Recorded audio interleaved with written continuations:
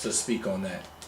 Okay, well, why is it that when some black men that are wealthy, successful, or good-natured, some of them go to the extreme of being with somebody that's not black?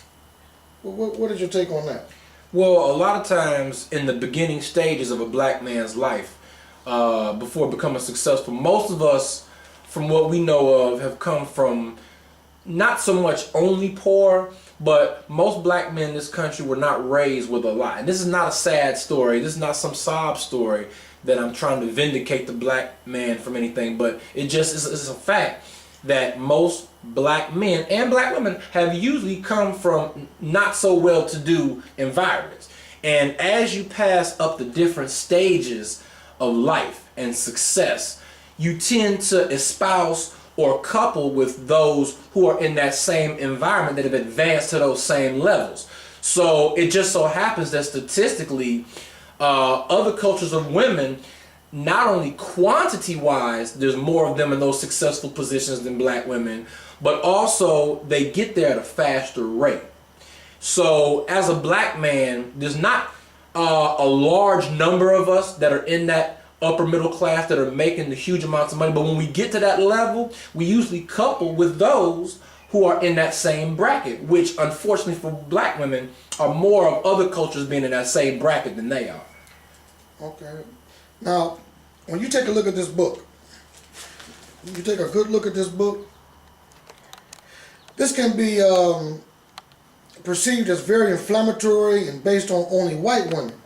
And is this what you wanted to portray as far as the way the book looks? No, that just happens to be the race of the woman on the cover. I had to choose some type of marketing, some type of woman to put on the cover, and since the title of the book is No Disrespect Sista, But I Want to Be Happy, I think that the cover just resembles what a lot of black men are feeling will make them happier.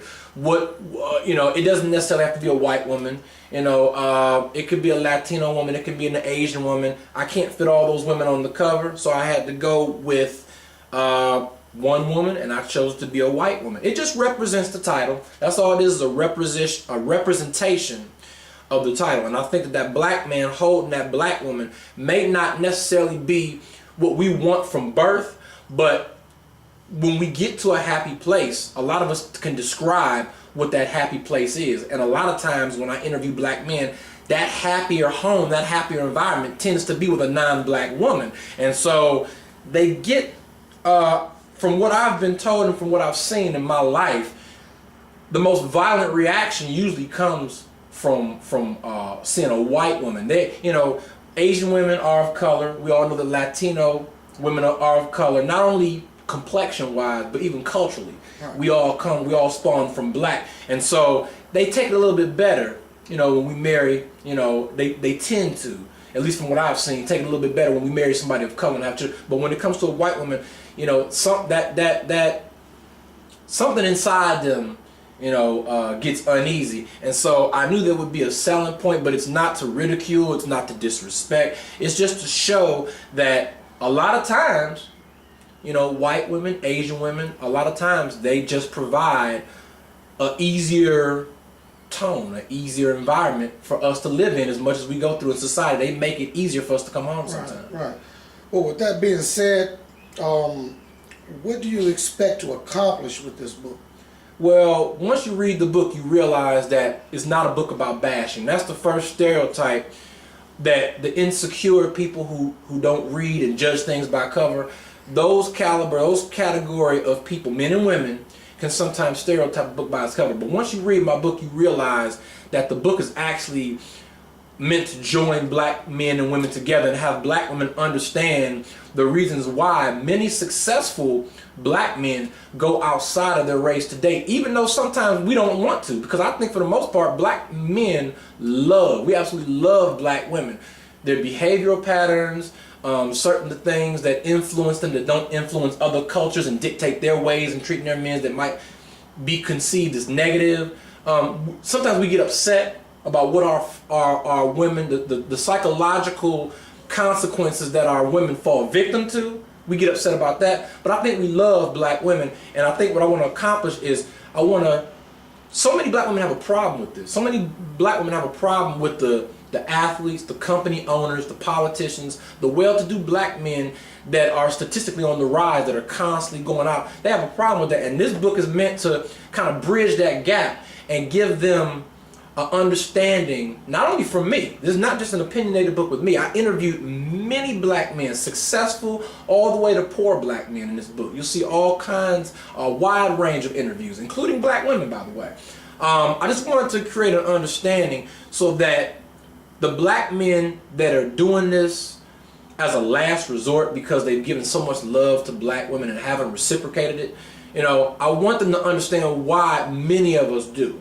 Why many of us do stray, even though it's not what's inside of us to do, and what black women can do to kind of not only understand us better, but kind of ease the pain from certain things that a lot of black men feel they're too hard to really articulate and explain to a lot of our black females. Right.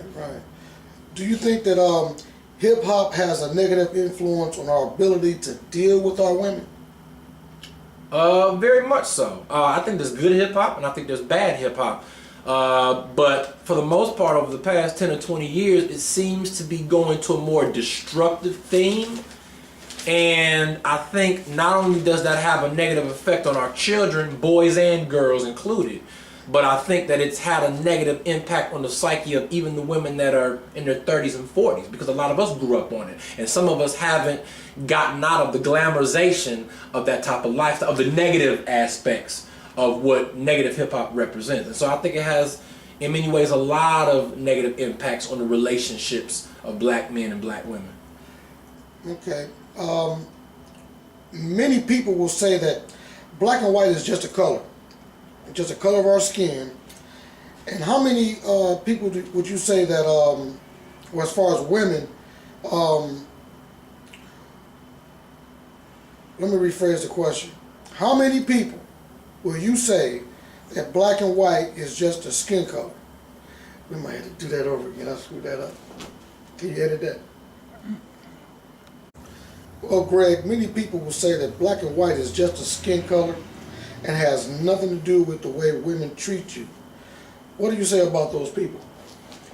Well, I've been asked that question many times, and the one thing that amazes me is how so many factors about being different colors determine the way one treats another. It's so many various ways that cultures and different backgrounds dictate your treatment towards other cultures who have different traditions and different beliefs. So it's kind of a question that I can't believe some adults, quite frankly, actually ask me. Like, of course color makes a difference. Color is a representation of many times a different culture. If you see somebody dark brown and I see somebody white, that's not just a complexion difference.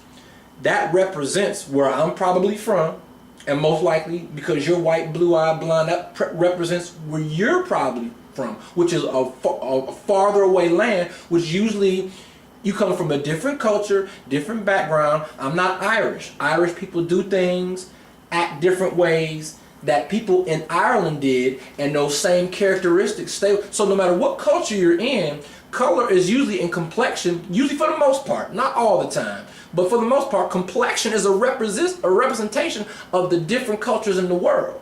So basically, because our culture has been so oppressed, and we've lost so many things have been lost from our past struggles and our past dysfunction and all this not getting along, and so many things that we went through that we haven't gotten back and we haven't recovered from. And a lot of people think that's a sad story and it's a sob story that we use. And I'm not trying to use this to justify any kind of actions or not being able to do anything, but if anything, it should make you stronger.